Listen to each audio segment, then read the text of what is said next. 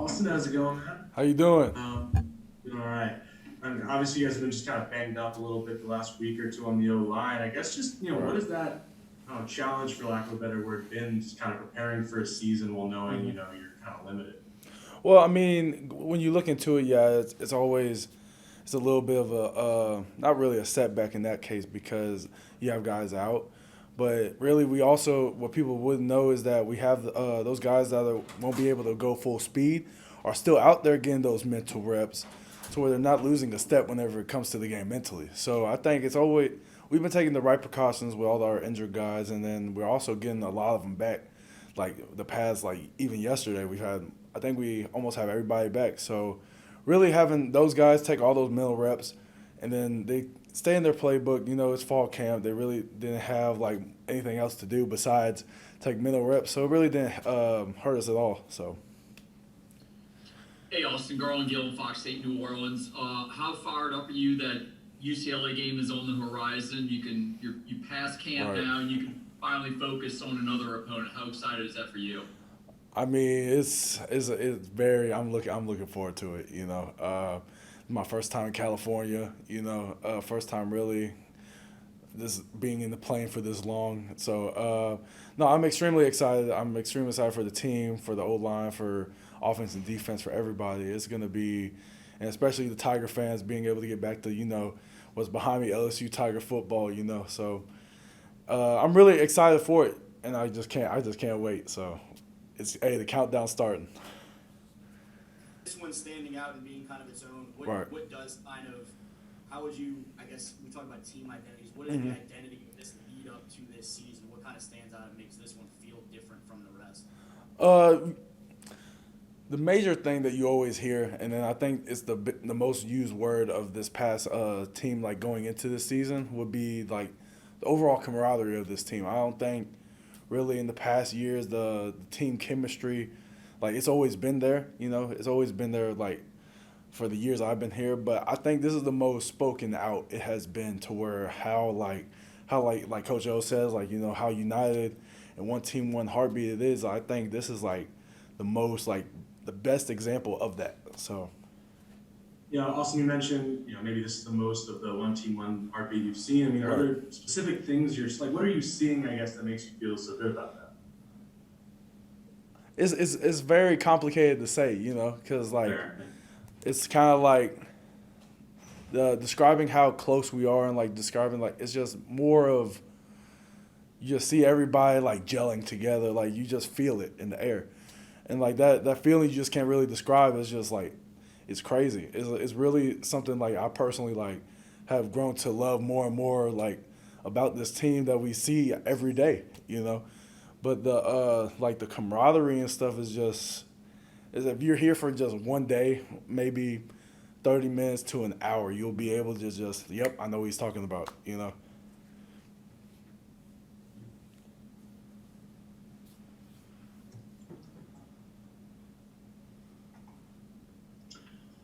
Hey, Austin, Scott Ravelay from The Advocate. I've got a somewhat silly question for you, but I'm going to ask it anyway. Being as you're concentrated on football so much, have you been aware of the milk crate challenge out there? And it seems like something that would be, it seems like something that would be off limits for the football team to do. Yeah, So you'd be interested in it. I have seen this milk crate challenge. I've had my fair share of laughs about it. Personally, I will not. Yeah, nobody's partaking in that here. I know I'm speaking for the O line room and the D line room. I know for sure none of those guys are going to be doing it, because I don't think milk crate cartons have a max capacity of over even 200. So yeah, I've been seeing them. It's something wild. There's always something different to go on. Some new little like trend that people be doing, but it's crazy. I'm personally not gonna do it, but I have seen it. Have you tried it? I'm just wondering. So, has anyone on here tried it yet? No, no way. No way. I'm offensive lineman size myself, Austin. I So got no. you. I got you. Hey man, just before you go, if you had to put money on one player to successfully complete the milk crate challenge, who would be like the best and maybe the worst bets of all time? Okay. I'll say the best best one would probably be probably one of the receivers, or like I feel like Keyshawn Boutte will probably do it because he has. I feel like he could do it. Stingley probably could. I see he could do it. He'll probably use it as a workout or something. Neil, how's it going, man? I guess just start, walk us through Saturday's scrimmage and just kind of where you think the line is right now. Yeah, the defensive line, we looking pretty good. We had a pretty solid scrimmage. Offense stepped up from last scrimmage. They gave us a pretty good run for our Monday scrimmage. We had about an equal scrimmage. It was pretty good. I mean, just to bounce off that, obviously I know the defensive line has gotten the best of some of them. Just, how would you you see the offensive line more than anyone? Where would you evaluate where it's kind of at right now? I feel like they're pretty solid. They got a little banging up. Everybody getting back. They all on us back yesterday, so they pretty solid up front. They getting better each and every week, man. I love going against, making them better. They make me better, man. We getting better. Hey, Neil, Jean from Channel 9. I was just wondering real quick, can you reflect on what it was like last year to play in empty stadiums with no atmosphere, and how much are you looking forward to that energy and those atmospheres coming back this year? Yeah, man. It was kind of down playing with our fan base. We got the best fan base in the country, so having them back is gonna lift us up. We feed all the fan energy, so we can't wait to see them back for their first home game. Thanks. And kind of a similar question. Obviously things are pretty different than they were last September. Obviously that season opener didn't know how you guys wanted. How would you compare just in the preparation for a season where you're at compared to, say, last year before week 1? Last year we barely had a spring, barely had a fall count. So, this year we done had all that. We've been preparing good. We just ready. Obviously, Glenn Logan's a guy you've been here with a long time and came back, been through a lot. I guess just how tough was it seeing him kind of go down like that and still return, but just watching a guy like that go down? This been both our last year. It was tough when he got hurt, man. I sent him a nice little text, tell him keep his head up, keep God in his prayers, man. And, he been working hard in rehab every single day. On weekends, his off day, he's just been coming up here getting better, and I can't wait to have him back. Hey Neil, it's Michael Cobbler, Channel 2. Thanks for talking with us each week. If you would, talk to me about the running backs. Obviously, John and Ty have been in and out of practices and scrimmage, but Coach has been really complimentary of the young backs, Corey and Armani. How much do you see of them, and what kind of greatness do you see in them? I see greatness in both of them. They two great young backs. This is like the best running back room we had since I've been here in 2017. The freshmen, they ready to play tomorrow. We had a game tomorrow. I feel confident in both of them being back there, number 22 and 21. I'm very pleased with they play this count. And this is Garland from Fox 8 in New Orleans. Now that camp is is over with, how fired up are you for not only the trip to LA, but to prepare for another opponent coming up? I'm extremely excited. It's been a long time coming for the season to begin, and we've been working real hard, and I'm really excited to see what this team can produce this year and see how good the coaching is this year too.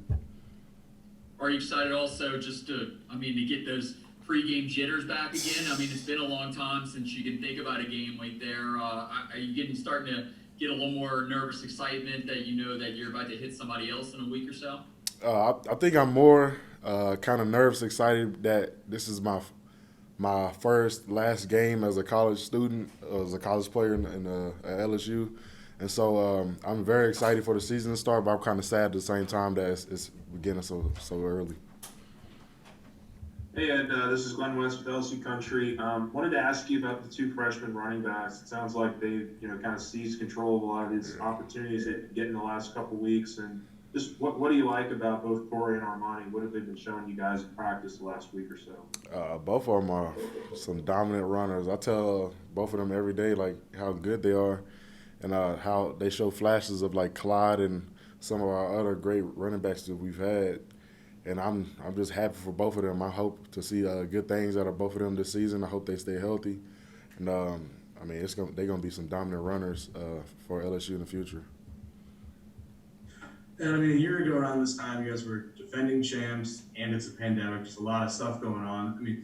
Now it's it's coming off 5-5. It's how just different is this month of preseason compared? How does it feel in the locker room compared to a year ago? Right now, we're just trying to get back to us, the 2019 us. Last year was a little bump in the road.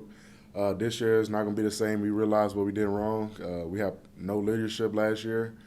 This year we have a lot of leadership. We have a lot of experience on the team, and ultimately we want to win. We're tired of losing.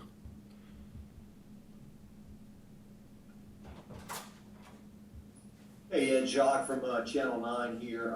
Looking back on last year, if you could real quick, what was the strangest thing about last year? For example, I remember driving straight into campus the day of the Alabama game and seeing nobody, basically. What was the strangest thing about last year? The strangest thing about last year was like having no tailgates. Like when we were driving down and walking down Tiger Walk, having literally probably 10 fans on the Tiger Walk and no tailgates. It just seemed so empty and vacant outside the stadium. It was a weird feeling walking into the stadium. Yeah, this is an obvious question, I'm sure, but you're talking about the increase in leadership. Like, how do you actually see that day to day make a difference? When you don't have it versus when you do. When people do stuff wrong, it's the players step up and tell them to do the right thing, or it's not as much joking around and playing around in meetings and doing walkthroughs and stuff like it was last year. Last season we had a lot of jokesters, a lot of younger guys just playing around, and a lot of older guys not stepping up saying anything. But this year we have a lot of guys, including myself, to step up and say stuff. Todd, you've obviously been around, from a lot of different versions of this defense. I guess just kind of how have you seen, this defense kind of evolve in the past year? Well, we all know last season the defense, didn't play, that good. So with Coach Jones coming in, he brought in a lot of different NFL schemes, things like that. So, I feel like this defense this year is going to be way better. The guys, it's simple, it's easy. The guys can relate to it easier. We can play fast. We can make plays. We get a lot of different guys involved in different things that they can do, different roles. So I feel like this season, this defense is going to be a big impact for the team. As a player, does your game change when you go through something like that? Or do you sort of feel very similar to the player you were at the time of the injury? No, I'm not going to lie.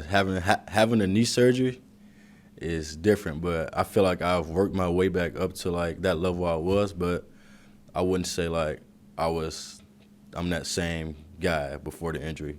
But I'm still capable of doing those things. It just takes a little more determination and things like that, because I always think about that knee surgery in the back of my head sometimes. So that kind of plays a role, but it's not really a big deal. Hey Todd, this is Glenn West with LSU Country. Obviously, Coach Jones has been working with you guys as safeties for pretty much all of fall camp and everything like that. Just what kind of impact has he had on the safety group in terms of just communicating better with the secondary, the cornerbacks and the linebackers, and just how has he impacted you guys and kind of your confidence in this fall camp? Well, one thing for sure, with Coach Jones coming in, he's molded the units individually.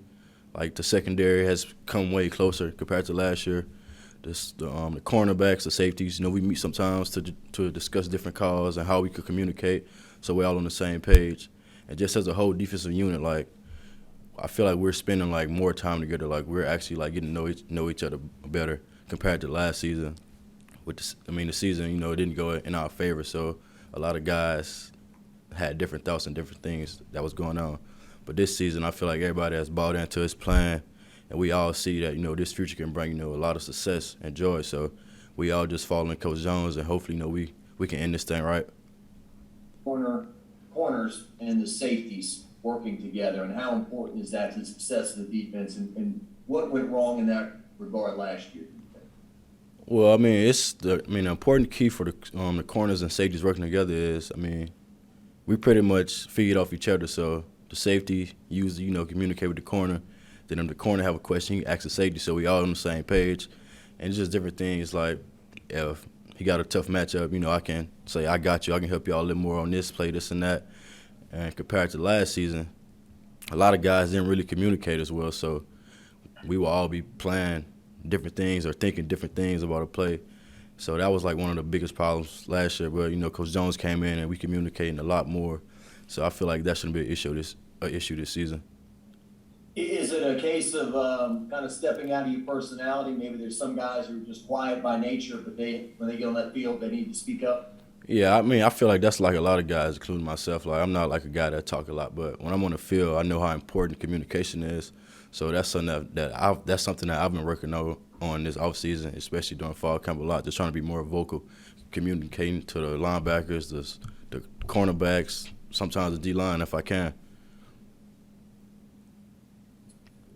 Hey, Todd, this is William with Tiger Rag. You mentioned your journey and the length of time you've been in the program. Can you discuss a little bit, Jay Ward's moving over to a new position that you've played, just from the role you may take as a leader, possibly to,